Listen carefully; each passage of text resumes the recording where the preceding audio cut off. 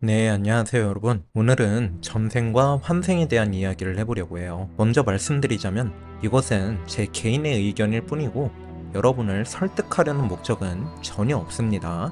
이렇게 생각하는 사람도 있구나 라고 생각해 주시면 좋을 것 같아요. 여러분은 전생과 환생을 믿으시나요? 저는 정말 논리적인 성격이고 증거가 없으면 믿지 않는 성격이라 전생과 환생을 오랫동안 믿지 않았습니다. 하지만 전생과 환생에 대한 신뢰할 수밖에 없는 여러 학술적인 근거를 찾아냈고 이제 전생과 환생을 믿는 쪽으로 생각이 쏠릴 수밖에 없게 됐어요. 현재 돌아가셨지만 이안 스티븐슨이라는 버지니아 대학 정신의학과 주임 교수가 있었습니다. 이안 스티븐슨 교수는 40년 이상을 환생자 조사에 몰두하며 인생을 바쳤어요. 이안 스티븐슨은 무려 3천여 명 이상의 환생자를 찾아냅니다. 이안 스티븐슨은 환생자를 찾을 때 반드시 지키는 여러 빡센 기준들이 있었는데요. 대표적인 것들 3개만 말씀드릴게요. 첫 번째, 환생자가 아이여야 된다. 환생자가 뇌가 완전히 크지 않아가지고 논리적인 거짓말이 불가능한 아이여야 됐습니다. 두 번째, 전생이 지금 당장 확인할 수 있을 정도로 텀이 짧아야 된다. 전생이 죽은 시점이 당장 가서 확인할 수 있을 정도로 텀이 짧아야 됐습니다. 세 번째, 환생한 아이는 전생에 살던 곳을 가본 적이 한 번도 없어야 된다. 환생한 아이가 환생에 대해 말을 지속적으로 했음에도 불구하고 부모가 아이를 전생의 장소로 데려가 본 적이 없어야 됐습니다. 이안 스티븐슨이 찾아갔을 때 그 아이하고 같이 전생에 살았던 곳을 가는 게 그 아이에게도 이 생에서 그곳을 처음 가는 것이어야 됐어요. 이런 여러 빡센 기준들을 지켜내고 나서라도 그제서야 이안 스티븐슨은 이 아이의 전생을 확신한다가 아니라 전생을 암시한다 라는 되게 조심스러운 단어를 썼습니다. 보통 과학자들은 자신의 논문의 타당성을 주장하기 위해서 자신들에게 불리한 실험 결과는 제외시키는 경향이 있어요. 하지만 이안 스티븐슨은 자신에게 불리한 자료까지도 모조리 다 공개했습니다. 자신의 객관성을 유지시키기 위해 그대로 다 공개한 거예요. 그래서 이안 스티븐슨에게 반대하는 과학자들 역시 이안 스티븐슨의 자료를 감정적으로는 비난할 수 있었지만 객관성으로는 비난할 수가 없었어요. 환생자들은 몇 가지 특징이 있습니다. 첫 번째, 전생을 기억하는 경우 대부분 비명행사이다. 사고로 죽거나 살해당하거나 이런 비명행사로 죽는 경우가 많았어요. 두 번째, 전생을 진술하는 아이들 대부분은 2살에서 4살 사이이다. 세 번째, 대부분 아이들은 6살이나 7살 정도의 전생에 대해서 모조리 다 망각하는데 심지어 자신들이 어렸을 때 전생에 대해 이야기를 한 적이 있는 것조차 잊어버린다. 대표적인 전생 사례를 하나 말씀드릴게요. 미국 루이애나주에 1998년에 태어난 제임스 라이닝거라는 아이가 있었습니다. 제임스 라이닝거는 밤마다 악몽을 꾸며 울었어요. 비상사태 발생! 비상사태 발생! 적에게 격추당했다! 적에게 격추당했다! 이 소리에 놀란 제임스 라이닝거의 부모님은 제임스 라이닝거에게 물었어요. 제임스, 무슨 일이니? 일본군에게 비행기가 격추당했어. 제임스는 그림을 그려 보여주면서 비행기 추락에 대해 세부 설명을 해주기도 했어요. 커세어를 몰다 격추당했어. 처음에 제임스의 부모님은 그냥 넘기려고 했지만 이상한 점이 한두 가지가 아니었어요. 하루는 제임스가 좋아하는 전투기의 F4U 커세어의 사진을 보고 있었습니다.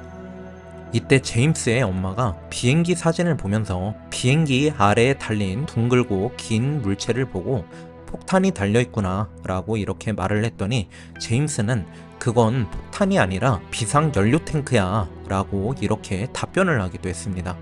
나중에 진짜 알아보니까 그것은 미사일이 아니라 비상 연료 탱크가 맞았어요.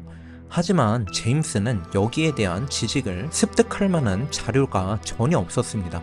하지만 스스로 그걸 알고 있었어요. 또한 제임스는 자신이 나토마에서 출격했다는 말을 했습니다. 제임스의 아버지인 브루스 라이닝거는 독실한 크리스찬이라 환생을 전혀 믿지 않았지만 아들이 하도 일관성 있게 이야기를 하다 보니까 조사를 할 수밖에 없었어요. 조사해본 결과 제임스의 아버지는 깜짝 놀랄 수밖에 없었습니다. 아들이 말한 나토마는 실제로 나토마베이라는 이름을 가진 미군이 사용하던 항공모함이었거든요.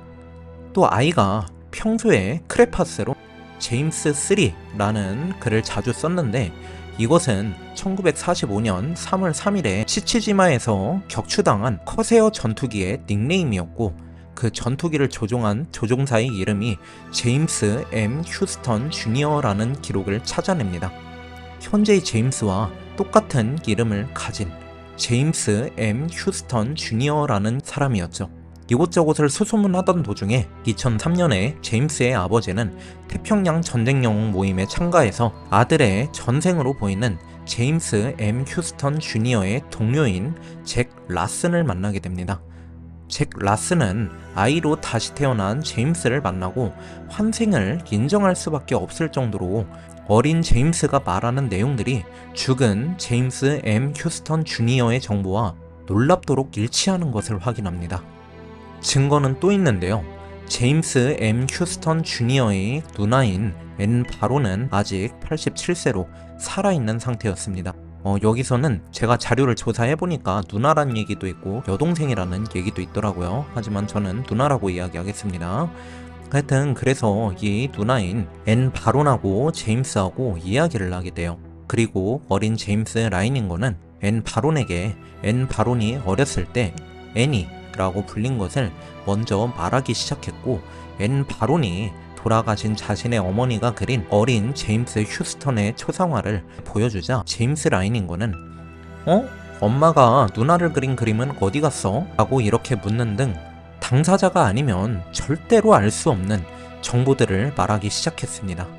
이때 앤 바로는 제임스 라이닝거가 죽은 자신의 동생인 제임스 M. 휴스턴 주니어임을 확신하게 됐어요. 이 얘기를 듣고 뭐야, 말도 안 돼, 너무 과학적이지가 않잖아, 이렇게 생각하고 계신가요?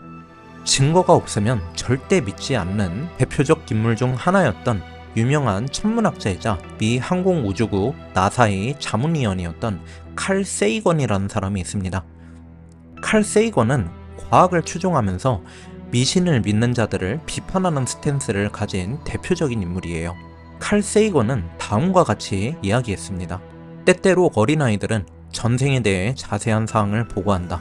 그 보고한 내용들은 정확할 뿐만 아니라 환생이라는 걸 겪지 않고서는 절대로 알 수 없는 정보들이었다.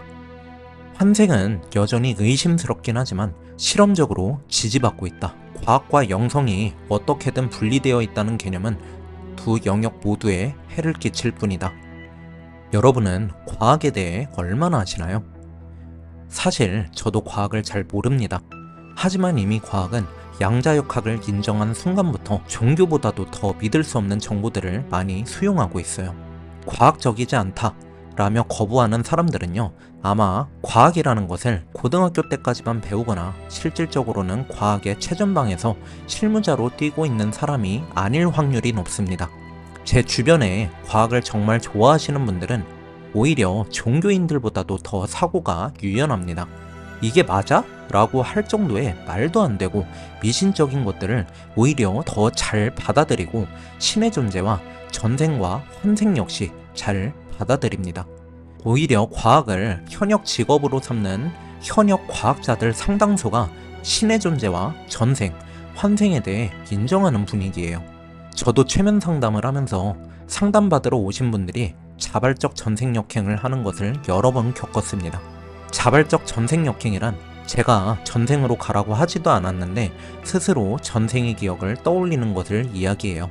물론 이것이 자신의 상상이 어느 정도로 추가가 되었고 어느 정도가 정말 객관적인 진실인지는 정확하게 파악할 수 있는 방법은 아직까지는 없어 보여요.